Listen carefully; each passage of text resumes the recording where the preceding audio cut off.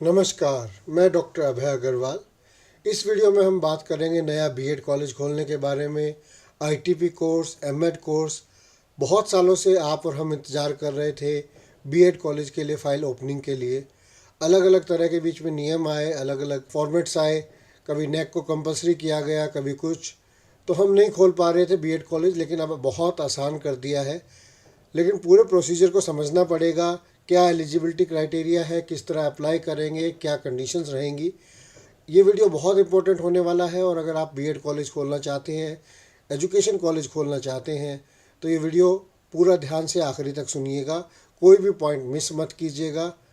और हमारा चैनल अवश्य सब्सक्राइब कीजिए, क्योंकि जो भी लेटेस्ट अपडेट होगा इससे रिलेटेड वो आपको हमारे चैनल पे, व्हाट्सएप के चैनल पर मिल जाएगा। उसका लिंक, क्यूआर कोड यहाँ दिया गया है, क्लिक कीजिए और ज्वाइन कर लीजिए हमारा व्हाट्सएप ग्रुप और यूट्यूब चैनल। एनसीटी ने नोटिफिकेशन निकाला है 20 फरवरी 2025, लेटेस्ट है। कौन कौन से कोर्सेज ये खोल रही है इसके अंदर? आईटीईपी जो इंटीग्रेटेड प्रोग्राम है, 4 साल का बीएड इन्होंने निकाला था, बीएससी बीएड निकाला था, बीकॉम बीएड निकाला था। वो जो 4 ईयर इंटीग्रेटेड प्रोग्राम 10+2 के बाद है, वो उसके फॉर्मेट्स दिए इन्होंने। आर्ट्स के अंदर है वो फिजिकल एजुकेशन, संस्कृत, योगा। आपको याद हो, पहले होता था BPEd, bachelor in physical education, तो अब आ गया आईटीपी फिजिकल एजुकेशन। और इसी के साथ इन्होंने ओपनिंग की, वापस लेके आए हैं B Ed 2 year programme, 1 year programme B Ed का ही, और एमएड प्रोग्राम। अब 2 ईयर और 1 ईयर में क्या फ़र्क है और क्या डिफरेंसेस हैं, सभी चीज़ों को जानेंगे वन बाय वन। इसका ड्राफ्ट जारी किया है और आपसे फीडबैक मांगा गया है। हम लोगों की गलती क्या होती है? हम लोग गलती करते हैं कि हम बाद में जब ये अप्लाई हो जाते हैं, सारे नियम बन जाते हैं, एप्लीकेबल हो जाते हैं, फिर हमें लगता है कि गलत इन्होंने दे दिया, गलत कर दिया हमारे साथ। तो मैं चाहूँगा जितने भी एग्जिस्टिंग कॉलेज है वो भी पूरा वीडियो को देखें, समझें। जो उन्हें लगता है कि गलत हो रहा है या इसके अंदर गलत है, उसके लिए फीडबैक और education department, ministry of education दोनों को डालें अवश्य, और भेजें कि इसमें ये चीज़ चेंज होनी चाहिए, बदलाव आना चाहिए। और उसी के अकॉर्डिंग इन्होंने दी लास्ट डेट 8 मार्च तक, आप इसके ऊपर रिप्लाई दे सकते हैं। अभी अगर आप रिप्लाई नहीं करेंगे, जो इसमें आपको लगता है कि बदलाव आना चाहिए, बाद में इम्प्लीमेंट हो जाएंगे, फिर आपको समस्याएं खड़ी होंगी। उसके बाद आप ढूंढते फिरेंगे, कोर्ट में जाएंगे। बेटर है कि पहले इस पूरे ड्राफ्ट को समझिए, वीडियो को ढंग से देखिए, और जो फीडबैक है वो एनसीटी को अवश्य भेजिए। अब जितने भी आप कोर्सेज के लिए अप्लाई करते हो, याद रखिए, अप्लाई करने से पहले इन्होंने एक सिक्योरिटी डिपॉजिट रखा है 20 लाख पर प्रोग्राम। अगर आप आईटीपी ले रहे हो 20 लाख, उसके अलावा आप बीएड ले रहे हो 20 लाख, एमएड ले रहे हो 20 लाख, ये 10 साल के लिए आपका जमा होगा, या आप जब तक कोर्स चलाते हैं। अगर 10 साल से पहले बंद करते हैं तो आप ले सकते हैं सिक्योरिटी डिपॉजिट वापस, वरना 10 साल के बाद आपको मिलेगा। अब सबसे पहले बात करेंगे आईटीईपी प्रोग्राम की। क्या है रिक्वायरमेंट? अगर आप ITEP integrated course 4 year training programme के लिए आप अप्लाई करना चाहते हैं, तो मिनिमम लैंड रिक्वायर्ड है वो है 3000 स्क्वायर मीटर, यानी लगभग 0.75 एकड़ चाहिए 50 स्टूडेंट्स के लिए, 50 स्टूडेंट्स के लिए, पहले 50 के लिए लैंड रिक्वायरमेंट। अगर आप एक कोर्स है इसमें फिजिकल एजुकेशन, जो मैंने आपको बताया बीपीएड या एमपीएड होता था, उसकी जगह अब इसके लिए आपको बड़े प्लेग्राउंड की जरूरत है, बच्चों को स्पोर्ट्स की ट्रेनिंग देने के लिए। तो इसके लिए जो लैंड की रिक्वायरमेंट है वो लगभग 4 एकड़ है, 16,000 स्क्वायर मीटर लगभग बैठता है 4 एकड़ 50 स्टूडेंट्स के लिए। बात करें बिल्डअप एरिया की, बिल्डिंग है वो आपको कितनी चाहिए? बिल्डिंग ये है लगभग 2000 स्क्वायर मीटर, लगभग ये आता है 21,528 स्क्वायर फुट जो आपको रिक्वायर्ड है। बढ़ जाएगा ये एरिया जब जब आप 50 स्टूडेंट्स एक्स्ट्रा के लिए आप अप्लाई करेंगे। लैंड रिक्वायरमेंट सेम रहेगी, लेकिन जितने आप यूनिट्स अप्लाई करेंगे, 50 स्टूडेंट्स का एक यूनिट है, आप अप्लाई करेंगे लगभग 2200 स्क्वायर फुट के करीब बढ़ जाएगा हर बार 50 स्टूडेंट बढ़ करते टाइम। तो आपके पास टोटल कंस्ट्रक्शन कितना है वो आपको देखना है। ये है मिनिमम रिक्वायरमेंट। इन कोर्सेज के लिए अप्लाई कौन कर सकता है? एलिजिबिलिटी क्या है? To start a new teacher education programme, seek permission या एडिशनल प्रोग्राम लेने के लिए वो सभी इंस्टीट्यूट जो मल्टीपल डिसिप्लिन्स के अंदर काम कर रहे हैं। मल्टी डिसिप्लिनरी कौन से इंस्टीट्यूशंस हैं, मैं इसकी डेफिनेशन पे जाता हूँ अभी। मल्टी डिसिप्लिनरी इंस्टीट्यूशंस जो सेंट्रल गवर्नमेंट या स्टेट गवर्नमेंट, आईआईटी, आईआईएम वगैरह जो रन किए जा रहे हैं, वो अप्लाई कर सकते हैं। वो इंस्टीट्यूशन जो गवर्नमेंट है, जिनका फाइनेंस सेंट्रल गवर्नमेंट या स्टेट गवर्नमेंट के द्वारा किया जाता है। ऑल यूनिवर्सिटीज़ या self finance multiple disciplinary institutions. अब कौन से आते हैं, इसकी डेफिनेशन कहाँ से मिलेगी हमें?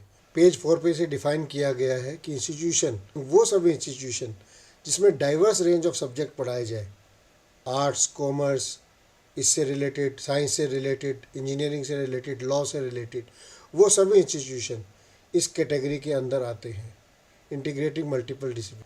लेकिन अब क्योंकि कोर्स इंटीग्रेटेड है ITEP, तो बेसिकली बीएड जैसे होता है, BSc बीएड, BCom बीएड, आपके पास अगर BA BSc BCom degree courses चल रहे हैं तो यू आर एलिजिबल। तो ये क्लियर हो गया कि अगर मेरा इंस्टीट्यूट सेल्फ फाइनेंस इंस्टीट्यूट है रन बाय सोसाइटी और एक ट्रस्ट, तो मल्टीपल डिसिप्लिन के कोर्सेज जैसे BA BCom BSc चल रहा है तो मैं एलिजिबल हूँ इसके लिए अप्लाई करने के लिए, ITP के लिए। बट ये सेम कंडीशन नहीं है बीएड के लिए। अब बीएड के लिए कंडीशन जान लेते हैं, फ़र्क है बीएड के लिए। मैं आ गया हूँ norms and standard for bachelor of education 2 year programme आप शुरू करना चाहते हैं। अब हम बात कर लेते हैं इसके लिए एलिजिबिलिटी क्या है बीएड के लिए।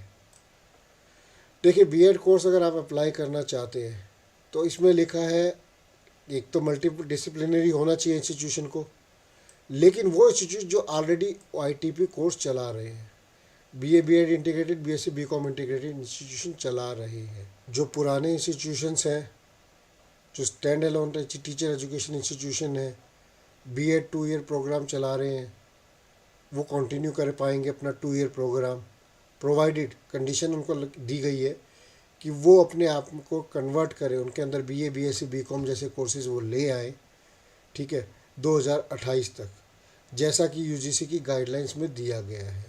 और उसके बाद वो अप्लाई करें ITP कोर्स के लिए।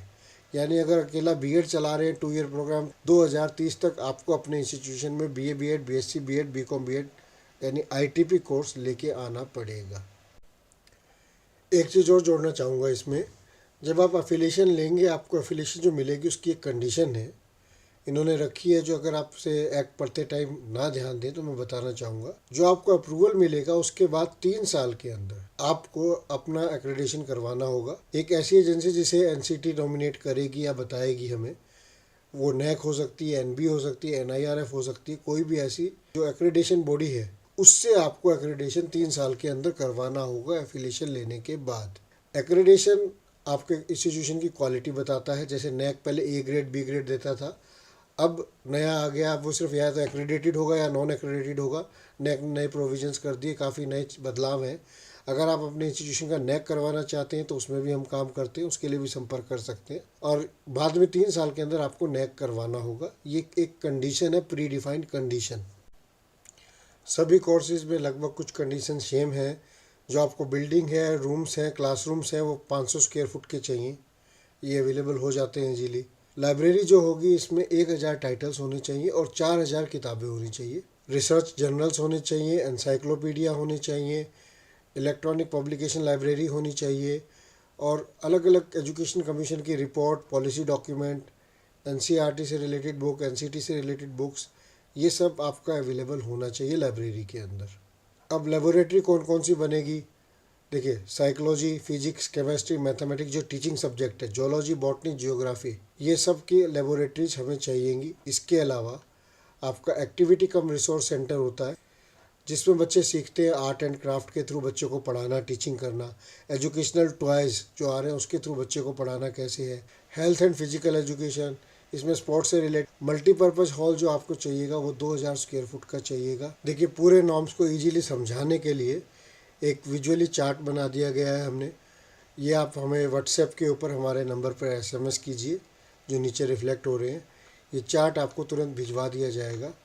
सभी इंस्टीट्यूशन में क्या है, कौन सी लेबोरेटरीज बनेंगी, उसमें क्या रिक्वायरमेंट है लैंड की, कंस्ट्रक्टेड एरिया की, क्या कौन एलिजिबल है अप्लाई करने के लिए। अगर आपको एक चार्ट की रिक्वायरमेंट तो आप हमें मैसेज कर सकते हैं, हमारे नीचे दिए गए नंबरों पर आपको एक चार्ट फॉरवर्ड कर दिया जाएगा। देखिए, जब आप अप्लाई करते हैं, जब आप पोर्टल भरते हैं, डॉक्यूमेंटेशन अपलोड करते हैं, आप गलत करते हैं, सही करते हैं, नहीं पता चलता। बाद में जब स्क्रूटनी होती है डॉक्यूमेंट की और उस टाइम आपके क्लॉज लगाए जाते हैं, आपको दिक्कत आती है अप्रूवल में, एफिलिएशन में, इंस्पेक्शन में, सारी तैयारी करनी होती है। तो हो सके तो एक एक्सपर्ट को साथ में रखिए। एक्सपर्ट साथ में होगा, आपको गाइड करेगा, आपकी आने वाली तकलीफ़ बहुत कम हो जाएगी। जो इंस्पेक्शन का प्रोसेस है, जो अप्रूवल का प्रोसेस है, जो डॉक्यूमेंटेशन का पार्ट है। एक छोटी सी गलती होगी कंप्लाइंस। मेरे पास बहुत सारे कॉलेज आते हैं, 15 बार वहाँ से जवाब आया कंप्लाइंस का, फिर उन्होंने जवाब दिया, फिर फाइल रिजेक्ट होगी, 3 साल ख़राब हो गए। ऐसा ना हो, फर्स्ट टाइम में आपको अप्रूवल मिल जाए। आपकी होने वाली कमियाँ, आपकी गलतियाँ, हाँ पैसा लगता है, एक्सपर्ट साथ में होगा, थोड़ा खर्चा ज़रूर बढ़ेगा, लेकिन आपको मदद मिलेगी, आपको सही गाइडेंस मिलेगी और आप अप्रूवल करवा पाएंगे। सिर्फ एजुकेशन कॉलेज की बात नहीं हो रही। अगर आपको लॉ कॉलेज में कोई तकलीफ़ आ रही है, आपको नर्सिंग कॉलेज खोलते टाइम तकलीफ़ आ रही है, पिछले 2 साल से आप ट्राई कर रहे हो, आपकी फ़ाइल कंप्लाइंस में जा रही है, रिजेक्ट हो रही है, लॉ कॉलेज के अंदर इंस्पेक्शन नहीं लग रही, इंस्पेक्शन लगने के बाद रिजेक्ट हो जाती है फ़ाइल। छोटी छोटी कमियाँ पकड़ते हैं एक्सपर्ट और वो आपको दिक्कत देती है बाद में। आप कमी ना रहने दें अपने डॉक्यूमेंटेशन में, अपनी इंस्पेक्शन में। कोई भी मदद चाहिए, नीचे दिए गए नंबर हैं। कोई जानकारी चाहिए आपको, किसी डॉक्यूमेंट का फॉर्मेट नहीं मिल रहा, फ़ोन कीजिए, आपको फॉर्मेट भेज दिया जाएगा। कॉल बैक कर सकते हैं आप हमें हमारे दिए गए नंबरों पे। और किसी भी कोर्स, फार्मेसी, नर्सिंग, लॉ में कोई भी समस्या है, आप बात कीजिए। नेक करवाना है, एक्रेडिटेशन करवाना है, हम मदद करेंगे जहां आपको मदद की ज़रूरत होगी। एजुकेशन कॉलेज बीएड के लिए अप्लाई करना है, आईटीपी के लिए अप्लाई करना है, आपके वहाँ एनओसी नहीं जारी हो रही, कोई और समस्या है, जो भी लीगल कानूनी मदद हो पाएगी हम आपकी करने के लिए तैयार हैं।